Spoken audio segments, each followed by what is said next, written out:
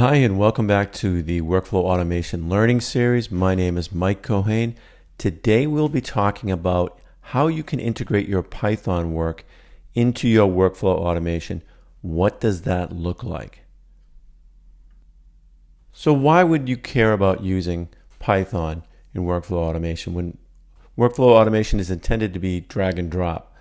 Well, a lot of people doing operational work have existing Python or they're familiar with Python, and therefore they can add functionality real quick using that method. So what we're looking at here is taking those Python coding capabilities, either the existing or the ability to create new Python code, and putting it inside the framework of automation. Now, why would we do that? Because that gives us the ability to take advantage of all the workflow adapters and complement the existing Python code with them. So there's no reason to throw away your familiarity with what you're good at or what works for you. You can bring that into your automation framework and add to it. And that's what we'll talk about today. Okay, we'll kick things off in Cisco Workflows community space. This is where we'll pull an example down that we'll use for this learning series. So in this space, and I'm going to add the link right here so you can know where to reference it. If we scroll down a little bit, we can see there's places here to do forum posts, discuss events coming up. And if we look down a little bit further, we have an example workflows page. Let's click on that. On this page, we can find downloadable example workflows that you can use yourself as a learning tool. You can use it straight out. You can modify it for whatever outcomes you need. So we're going to download one of these for our learning example today. And that's going to be the Python script example. Now, of note, in order to load examples onto this community space, they have to be text files. But workflows are actually JSON files. So we're going to download this to import into workflows. And I just want to make it clear that we'll have to rename the file that we download from a .text extension to a .json example, to a .json extension. And to initiate that download, you just click right here where my cursor is, and that will download it. And again, rename it from .text to .json.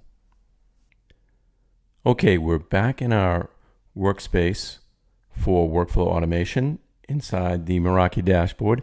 And what we'll do now is import the workflow we downloaded from the community space. So right here on the right side, there's an import workflow. And we can have a couple of options. We can do it from a file. We can also do a Git repo import, and we'll cover that in another lesson, but that's good to know that you can do that. So we'll browse.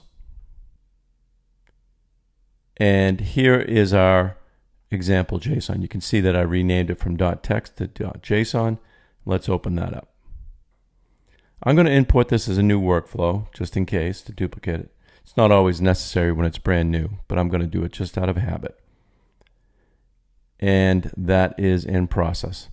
So let's click on it. The import is complete, and view that workflow.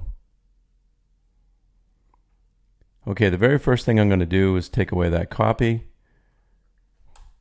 And again, you didn't necessarily have to duplicate it. I'm just doing it out of habit more than anything else. Now, what is the purpose of this workflow? If we look down here in the descriptions, we can see this is a simple workflow that's going to execute a Python script, and it shows how to map variables into and out of Python and workflows. So exactly what we want. And the operations it's going to be doing is taking three numbers that you will input, and it's going to average those three numbers. It's going to give you the product of those three numbers, and it's going to sum those three numbers. So pretty straightforward. So where do we get this Python script from? Let's go over here to the left side, and we'll do a search for Python. And there's a Python adapter which has an execute Python script that we dragged over. Okay, pretty straightforward.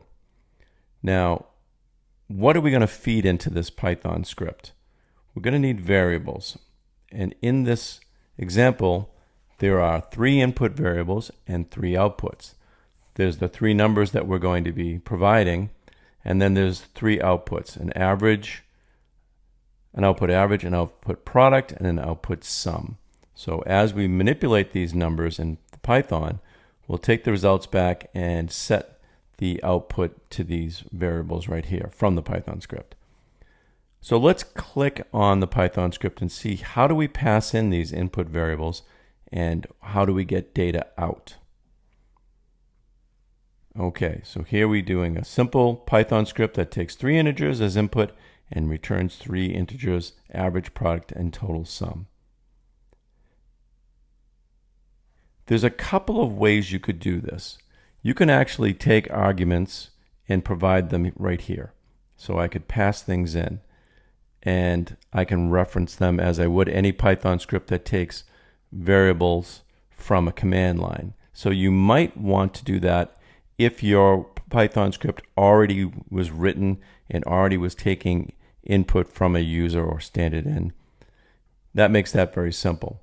Or in this example, what they're doing is they're assigning the variables inside the Python script to the variables themselves. So right here we have our mapper. So we are able to use the mapper in our Python code anywhere we want. So when I'm doing a variable assignment, first number, I can simply say, assign that to the input first number. So you can see how we've continued to integrate the mapping reference capability inside the Python execution. So it makes your job a lot easier. We've done that for the 3 values, and then we have 3 functions that calculate the sum, calculate the average, and the product. And then all we're doing is calling each one with the variables. And at the end, we're printing out the values. Now, really, we don't need to print these out. This is done more for debugging. As you can see here in the comment, the output's really going to be shown in the response body. It's not necessary to put it in here, but it's a good debugging habit to do. And the developer of this workflow wanted to put it in there so they could check it easily. What is more important is if we come down here, we define script output variables. So we have 3 of them. Let's just take one at a time. We have a variable called average, and think of that as a local variable. And the property name, the script variable is called average, which is this one right here. Then below that, we have the property name. Now, this is the variable I'm going to take and put that in. We're using the same name in here, but I technically could call this something else, whatever I want to call that local variable. And I have to define what the type is. In our case, this is an integer. And I'll do the same thing for product, and I'll do the same thing for total sum. If I had another variable I wanted to pull out, I click the plus, and I could add more. So you see how this works. Okay, and I'm not going to keep this one. So we have an easy way to map our variables to local variables outside of the Python script so I can continue to use those variables later on in our code. And where would we do that? Right here, set output variables. So inside of set output variables, we're going to take the output average variable. We have a workflow output called average, and we're going to store inside of that an activity where we executed our Python script and we had a variable called average coming out of it. So script queries gives you the variable names. Here they all are. And I'm simply referencing them as I would any other functions.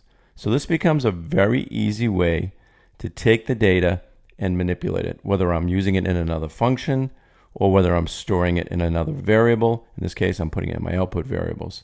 And that's really all there is to it. So let's validate this to make sure everything's good, and let's run it. Okay, so we have 3 variables, 10, 20, and 30. We can change those values up or down. In workflows, integers are given the chance to manipulate when they're defined this way. So we'll say 18. Actually, let's keep it simple. We'll keep it as it is. And let's go ahead and run it. All right, it's complete. We can take a look at the script and we can see how it was run. We can see the output right here. Average, product, total sum. So great, that worked as we would expected. And we get a little bit more information in here in terms of run. There's our response body where those prints were put. And there are the variables that came out, script queries. So if you're wondering why when you went and did your map references, why it said script queries, that's because that's the way it was stored. So pretty straightforward.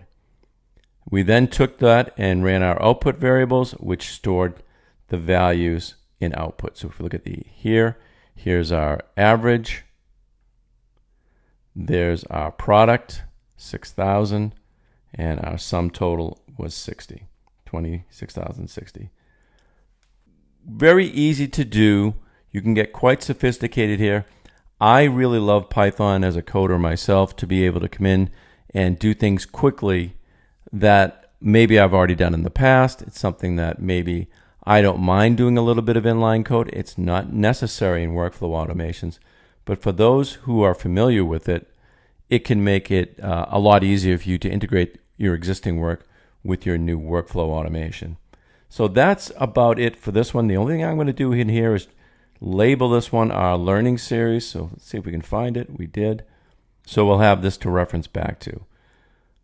Okay. Thank you very much for learning about how to use Python inline in workflow automation. I'll see you in the next series.